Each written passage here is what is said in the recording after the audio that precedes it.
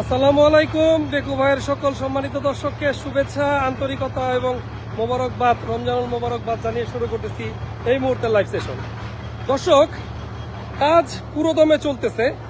কাজ একটু পর পর বাড়তেছে, দু একদিন পর পর যোগ বিয়োগ হচ্ছে, কখনো থামাচ্ছে, কখনো আবার শুরু করতেছে, কখনো কাজ একবার দুইবার করতেছে একই কাজ।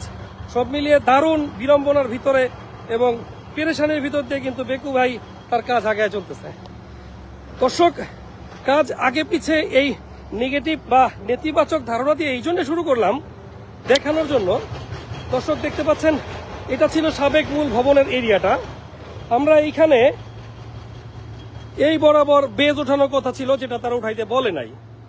গতদিন আমরা যখন নাকি এখানে গর্ত করেছি, তখন আবার তারা বলতেছে উঠাতে হবে, গর্ত করলাম। এখন বলতেছে না, শুধুমাত্র এখানে যে গ্রেড বিম আছে এই গ্রেড বিমটা ভাঙতে হবে, বেজ ওঠানো যাবে না। অর্থাৎ এই পাশের বেজ আমরা উঠাইতে পারতেছি না, এই পাশে বেজ উঠাইতে পারতেছি না, এবং এই পাশের বেজও ওঠানো যাচ্ছে না। শুধু মাঝখানের বেজ আমরা 4টা বেজ উঠাইছি এই পর্যন্ত, 4টা বা 5টা। তো এই হচ্ছে সর্বশেষ অবস্থা এই সাইডের। অর্থাৎ কাজ কিন্তু প্রতিনিয়ত ইঞ্জিনিয়াররা নানান সমীকরণ কষে নানানভাবে কাজের ফিরিস্তি আমাদের দিচ্ছে এবং আমরা তাদেরকে ওই অনুযায়ী ফিডব্যাক দিচ্ছি। তো দর্শক, এখন চলে যাব এই প্রজেক্টের পার্শ্ববর্তী প্লটে, যেখানে এই পুরো ভবনটা হবার কথা এবং যেখানে নাকি আমাদের আরো একটা জায়গায় বেজ ভাঙার কথা আছে। সেই বেজ ভাঙার অঞ্চলে আপনাদের নিয়ে যাচ্ছি। দর্শক, আমাদের এখন পর্যন্ত কাজের ফিডব্যাক যথেষ্ট ইতিবাচক। তাদের সাথে সমন্বয় করে কাজ করতে আমাদের যদিও যথেষ্ট ব্যয় পোহাতে হচ্ছে, তারপরেও আলহামদুলিল্লাহ আমরা এখন পর্যন্ত সন্তুষ্ট এবং কাজ করে তৃপ্তি পাচ্ছি। এই জন্য যে কর্পোরেট প্রতিষ্ঠান রবিনটেক্স গ্রুপের ইঞ্জিনিয়ার মহোদয়গণ এবং ঊর্ধ্বতন কর্মকর্তা যারা আছে, তারা পরিকল্পিত, সুগঠিত এবং যুক্তিসঙ্গতভাবে আমাদের সাথে ডিল আউট করতেছে। ফলে আমরা কাজ করে এখন পর্যন্ত যথেষ্ট তৃপ্তি এবং স্বাচ্ছন্দ্য বোধ করতেছি। দর্শক দেখতে পাচ্ছেন, এই জায়গাটা একটা বেজ ছিল, এই ফ্লোরটাকে তারা ভেঙে দিচ্ছে এবং এই ফ্লোর ভেঙে এখন পর্যন্ত এখান থেকে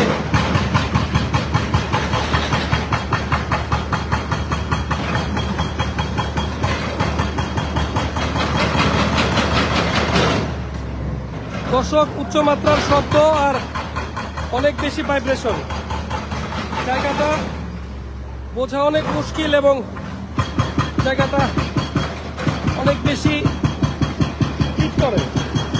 ফলে এখানে চাইলেই খুব বেশি কথা বলে আপনাদেরকে তথ্য দেওয়ার সুযোগ নাই।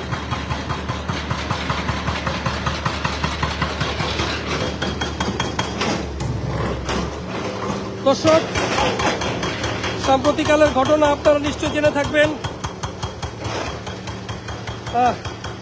সাম্প্রতিককালের ইরান যুদ্ধ, এই যুদ্ধের কারণে যে আমাদের দেশে তেলের একটা ক্রাইসিস চলে আসছে, এই তেলের ক্রাইসিসের কারণে কিন্তু দর্শক আমাদের বেকু ভাইয়ের কাজের যথেষ্ট ক্ষয়ক্ষতি এখন পর্যন্ত সাধন হয়েছে।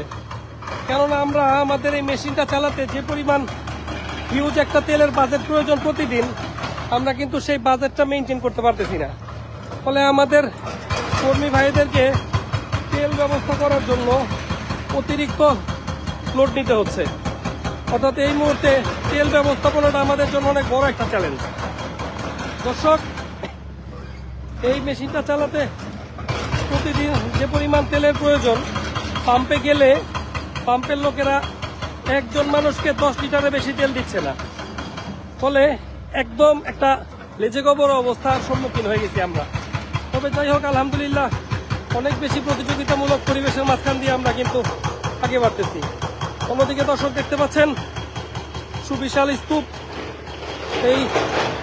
এই স্তূপ থেকে আমরা ইটগুলোকে, অর্থাৎ ম্যাকাডাম এবং ইট, এই সবগুলোকে ভবিষ্যতে ভাঙা হবে। হয়তো সিচুয়েশন বলে দিবে, আমরা হয়তো ভাঙার কাজটাও করতে পারি ওনাদের সাথে যদি চুক্তি মতো বলে।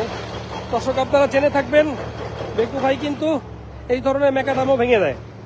অর্থাৎ আপনি যদি আপনার এরকম অনেক ম্যাকাডাম থাকে, সেই ক্ষেত্রে ম্যাকাডাম বলতে আমরা আর একটু ক্লিয়ারভাবে বলি, এ হচ্ছে পাথর পাথরের ভেতরে উচ্চমাত্রা ক্লিংকার এবং এর সাথে গ্রানাইট পাথর, কখনো কখনো এর ভেতরে ইটের মিশ্রণও থাকে। তো আরসিসি ভাঙার পরে এই ধরনের প্রচুর ম্যাকাডাম থেকে একদম সুন্দরভাবে ভাঙলে পানি দিয়ে এবং অন্যান্য কেমিক্যাল দিয়ে প্রসেস করলে একদম ফ্রেশ গ্রানাইট পাথরগুলো বার হয় 3-4 সাইজের, তখন সেগুলো প্রয়োজন মতো দ্বিতীয়বার রিইউজ করা যায়। তো আমরা কিন্তু দর্শক বেকু ভাই ফার্মের এই ধরনের ম্যাকাডাম ভাঙার কিন্তু সমস্ত ফুল সেট আপ বেকু ভাই ফার্মের অ্যাভেলেবেল আছে ইনশাল্লাহ। তো দর্শক, বেকু ভাই আপনাদেরকে এই সার্ভিসটা দিতে পারে। আপনারা যদি প্রয়োজন মনে করেন, আপনাদের যে কোনো ধরনের ম্যাকাডাম বা ব্রিক ওয়াল বা ব্রিক যেগুলো ভাঙার প্রয়োজন হবে বললে অবশ্যই বেকু ভাই আপনাদেরকে এগুলো ভেঙে দিতে পারবে ইনশাল্লাহ। তো দর্শক, অত্যন্ত সাবলীলভাবে পরিকল্পিতভাবে কাজ আগানোর চেষ্টা করলেও আমরা কিন্তু জায়গায় জায়গায় মুখ থুবড়ে পড়তেছি কাজ করতে যেয়ে, কারণ নানান ধরনের রেস্ট্রিকশন আসতেছে একদিক দিয়ে, সেটা ওভারকাম করে আবার নতুন দিকে যাচ্ছি।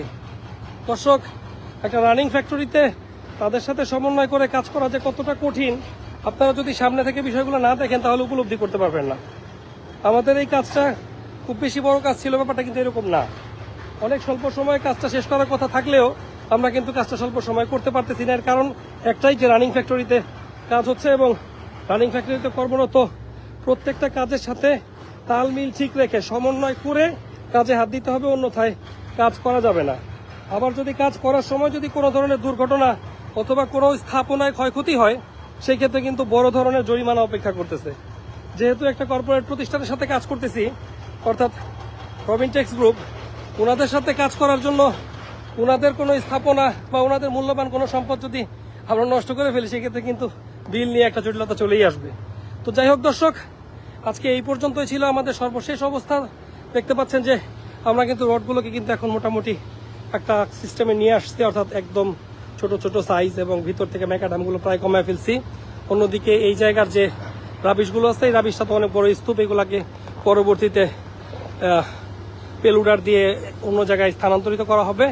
আর সর্বশেষ যে অবস্থাটা, সেটা হচ্ছে আমাদের এই জায়গাটা, অর্থাৎ এইটা হচ্ছে ড্রেইনের পার্শ্ববর্তী অঞ্চল এবং পার্শ্ববর্তী অঞ্চলের আরসিসি ওয়াল, এবং এই পাশে হচ্ছে ব্রিক ওয়াল, অর্থাৎ পুরো জায়গাটা কিন্তু ড্রেনেজটাকে শক্ত করে ধরে রাখছে। তো এই ছিল আমাদের কাজের কর্মপরিকল্পনার সর্বশেষ অবস্থা। আলহামদুলিল্লাহ অনেক সুন্দরভাবে কাজ আগাইতেছে।